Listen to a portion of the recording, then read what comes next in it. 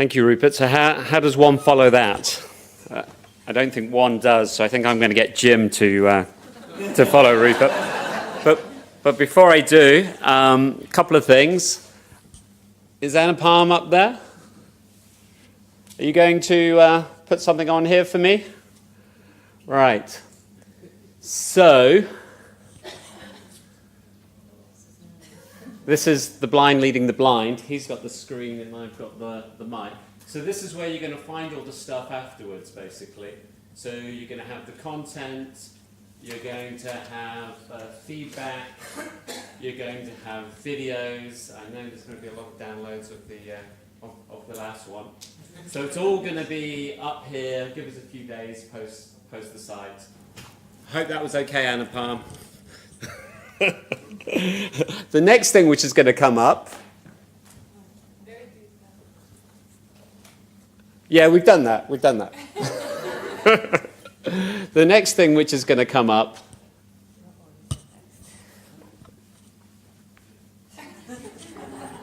is a montage, which is going to be what's been going on today, hopefully. So all look for yourself in the various pictures today.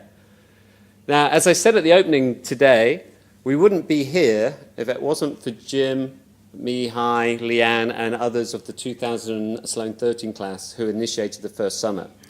So I'd like Jim to come up and say a few words, please.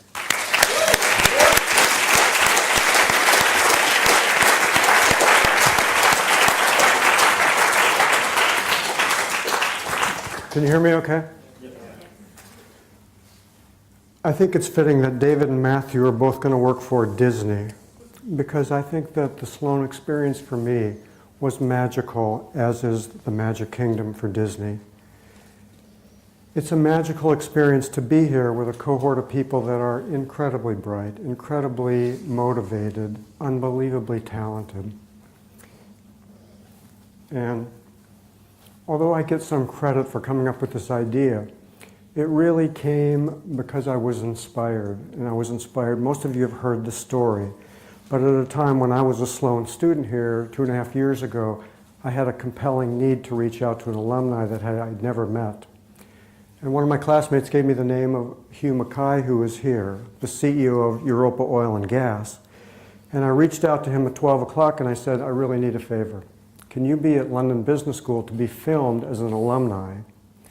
And I need you here in the next couple of hours. This was at about 12 o'clock that I called him, and his response to me was, I can be there in about an hour and 15 minutes. Is that soon enough? And that was the inspiration for the Sloan Summit. Because I realized that we have a tight and careful bond to each other, but that bond had never been exploited. And I always, in talking to Sloan alumni, I had heard about how classes were very close, but the connections between classes really were non-existent. So that's how we got to today. I had some colleagues that believed in the idea and walked down that path with me. And it led to the first Sloan Summit that didn't look anything like this one. This is truly the new venture development. This is managing the growing business, Rupert. And to put it in the terms of Peter Thiel in his book 0 to 1, the current organizers have taken this truly from a homespun, prairie home companion get-together of 50 people to a global effort now that for the first time reached out and embraced both the Stanford and MIT programs and have brought this together. This has been a whole bunch of fun for me.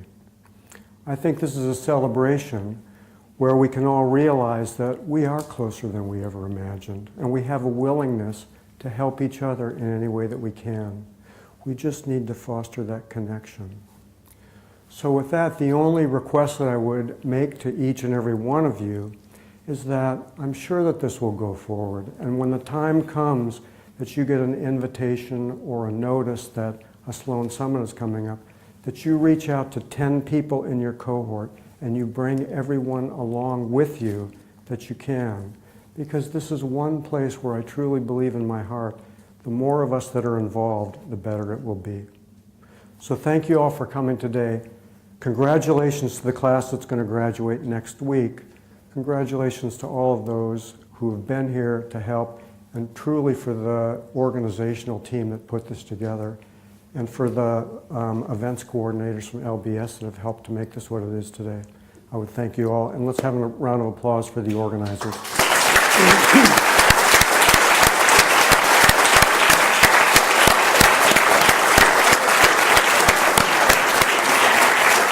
Thank you very much, Jim. Thank you.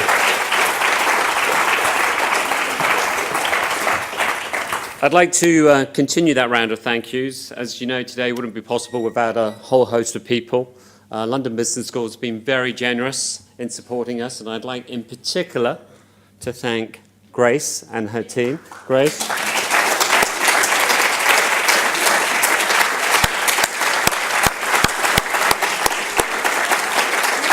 Thank you very much. Come on up. Thank you so much. No problem. Thank you. It's a pleasure. And can I just echo that thank you to the organising committee as well, because the amount of work that this takes to pull this event off is phenomenal, and it wouldn't be anything without all of the hard work they've put in. So thank you to you guys as well. Thank you very much.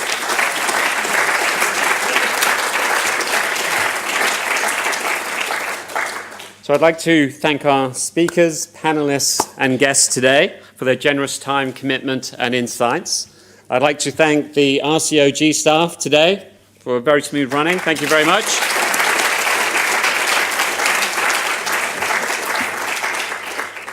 Obviously, I'd like to thank all of you and for your perseverance and staying with us. And I know that ice-cold beer and glass of wine and soft drink is just a few moments away. But if you would bear with me, I'd like to get the 2016 Sloan Organising Committee up on stage.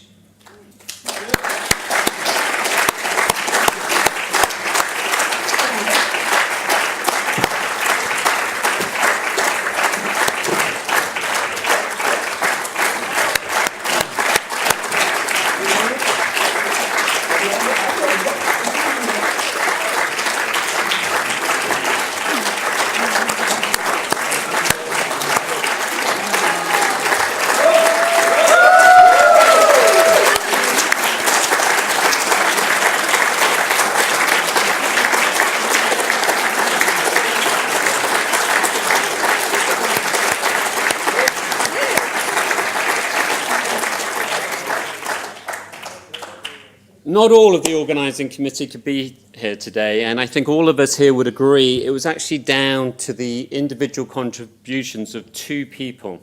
Anna Palm, who's up on stage here, who's been up in the media box most of the day, and Jason Power. I'd like you all to turn around and wave to the camera. Jason's looking at us here. Jason, thank you very much. Anna Palm, I know you want to come up and say something. Yeah, I did want to. Can you hear me? Oh, yeah, it works. Technology, isn't it wonderful? Actually, it is interesting. Paula Sussex said the mad people of 2015 and why we did it. And that's a compliment. I do take that as a compliment. We do consider ourselves totally mad. It was about the why part. And one of the very, very interesting things that has happened when we got together in October, we started from where we finished last year, which was, we got to do that. Obviously, we're going to do this in LT6, and this is what's going to happen. Let's go out, find speakers, and things like that. Doesn't matter. Till somebody stood up and said, sorry, why can't we have more than 100 people? Oh, because we don't have capacity. No. We can have 175 people. Let's target 200 and we'll get 150. Okay, so London Business School does not have an auditorium that supports it. Okay, we'll go outside. Okay, but that will need cash. Okay, so why can't we get, sponsorship? Okay, and why can't we go to MIT and get MIT involved? We are Sloans. Why can't we actually go and get to Stanford and get Stanford involved? And at every stage from October to November, December, when this whole picture started to come in, the question that kept getting asked was, why not? Why can't we do it? Why can't we do it? Why can't we do it? Whereas some of us were on our old pre-Sloan corporate days of why, And that, I think, is one of the lessons learned for me from this, that if you ask why not, we can all actually get into this room together. But then it's not just about asking why not. So, okay, so we're going to do that, but that means somebody will have to reach out to them. So somebody decided upon themselves to go reach out to MIT. Somebody decided upon themselves to reach out to Stanford. Somebody decided to reach out to Baum and Mercier, and I probably killed that name, my apologies, and get the sponsorship going. And somehow or other, we suddenly had a situation where we actually needed 170 people. If only were 100 people, this auditorium would have looked strange. So it wasn't just about asking the question, it was asking the right question. It was asking the question of why not? Why can we not do something? And because of that, we got here today. And it wasn't just why not, it was a lot of legwork. Unfortunately, the person who did that and single-handedly got us to here was the person you were waving to. And that's why I wanted to speak to that. That it was the ability to dream that big, which I think makes Jason Parr, to be honest, a quintessential Sloan. And I know you've just started to think, I would really like all of us to get up and give him another applause for getting the topic.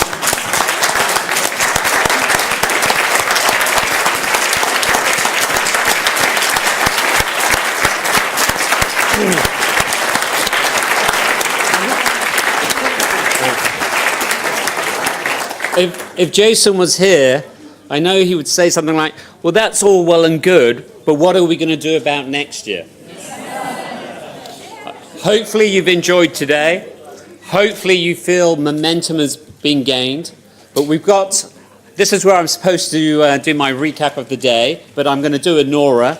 I think rather than talk about today, let's talk about the future. So how do we move this forward? How do we combine with the three schools? And how do we get greater growth and greater brand recognition for the combined Sloan programs? So a couple of thoughts.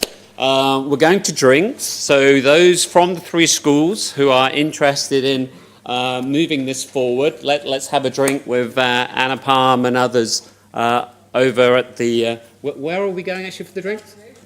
Sorry? The garden room. We'll give directions.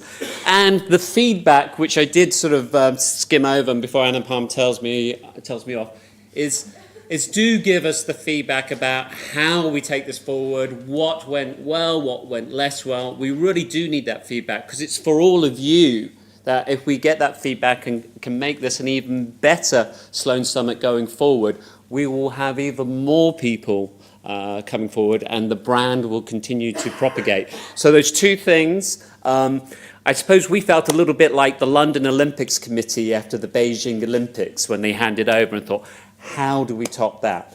Well, we didn't try to top that, we tried to do something different. And I think for the Sloan 2016 class who will be helping with the Sloan 2017 Summit, for an organising committee with some continuity from the three schools. I was chatting with Libby earlier, who's kindly agreed with Stephen Sacker, I think it is, to help sort of continue that momentum from MIT. The Stanford contingent, hopefully both here and take it back to see how we can keep that momentum with Stanford. So let's discuss that over the drink, but I think it's very important that we focus on that. So obviously the Baum-Mercier, I don't know how you pronounce it either, auction is continuing over drinks and dinner, so let's focus that. Now Libby, come on up, has requested that we all get into a huddle. Fill the gaps, because we need everybody who's thinking about coming next year to see this was a packed auditorium. So for those who've left, please squeeze in together, come into the aisles. I'd like to welcome our fantastic photographer, who I think you agree does a great montage over there. Did you want to say? You might have to, sorry. So if everyone could get into the middle aisles, and if there's a number of empty seats up front and in the way back, I'm thinking we can all fit in this middle section. If we could get some more people down the front, we have 4 seats in the front.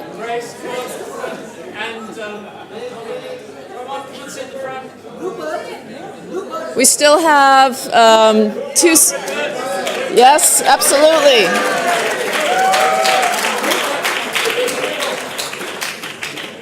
And we have one more seat down front. I would love to have someone come down in the front just to complete, or two, I'm sorry, we have 3 more seats, excuse me. Excellent, Jim, thank you. Okay. And Libby, you going to join us? Yeah. Or you want to? Okay, here I come. Yeah, there's one more space left for you. That's all right. So it's the serious one and then it's the not so serious one, right? It's all not serious from now. Okay, so that's where you're looking. There you go. Nice, big, happy thoughts. That's good. Some happier thoughts. Good. I'm just going to do a quick check, make sure nobody blinked. Yeah, we'll do a couple more just to be on the safe side. Okay, that's good. And let's go out with a cheer. Yes! Great, thank you very much. Thank you. Okay, let's all head out for drinks. Thank you very much.